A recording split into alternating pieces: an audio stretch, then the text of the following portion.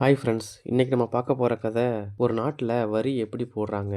அந்த வரி வந்து மக்களுக்கு எப்படி பயன்படுது? இல்ல சாதகமா இருக்கா? பாதகமா இருக்கா? அப்படிங்கிறத பத்தின ஒரு சுவாரஸ்யமான கதை. வாங்க கதைக்குள்ள போலாம். ஒரு ஊர்ல ஒரு ராஜா இருந்தாராம். அவருக்கு நிறைய சம்பாதிக்கணும்னு திட்டம் போடுறாரு. தனக்காக சம்பாதிக்கணும்னு நினைக்கல. தன்னுடைய நாட்டுக்காக சம்பாதிக்கணும்னு நினைச்சாரு. கவர்மெண்டோட கஜானாவுல கையிருப்பு கொஞ்சம் தான் இருக்கு. மக்கள் கிட்ட வரி விதிச்சாகணும். வேற வழியே இல்ல அப்படின்னு நினைக்கிறாரு. ஆனாலும் அவருக்கு என்ன மைண்ட்ல ஓடுதுன்னா, மக்கள் கஷ்டப்படக்கூடாது அப்படின்னு நினைக்கிறாரு. மக்கள் வரியும் கட்டணும்.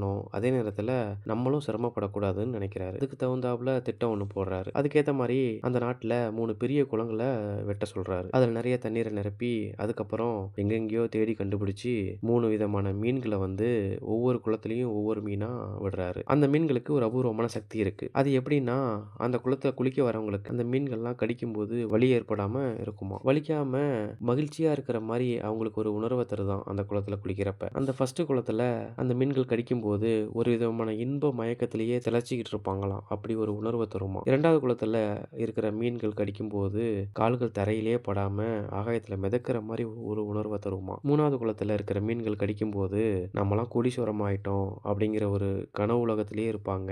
அப்படிங்கிற மாரி ஒரு 3 குளங்கள அமைச்சாரு. இப்படி இருந்தா மக்கள் வந்து அந்த குளங்கள்ல வந்து குளிப்பாங்க. குளிக்கிறதுக்கு ஆசைப்படுவாங்க.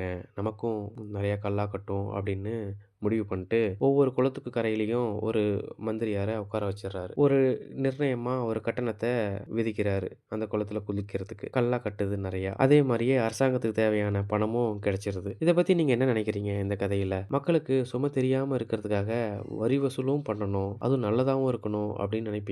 ஆனா இன்றைக்கு உலகத்துல பல கவர்மெண்ட் வந்து இதே மாதிரி தான் 3 குளங்கள வெட்டி வச்சுக்கிட்டு, மக்கள் அத தள்ளி விட்டுட்டு குளிர் காயறாங்க. அதுல முதல் குளம் தான் இங்க இப்ப நம்ம பார்க்கறது சினிமா தியேட்டர்.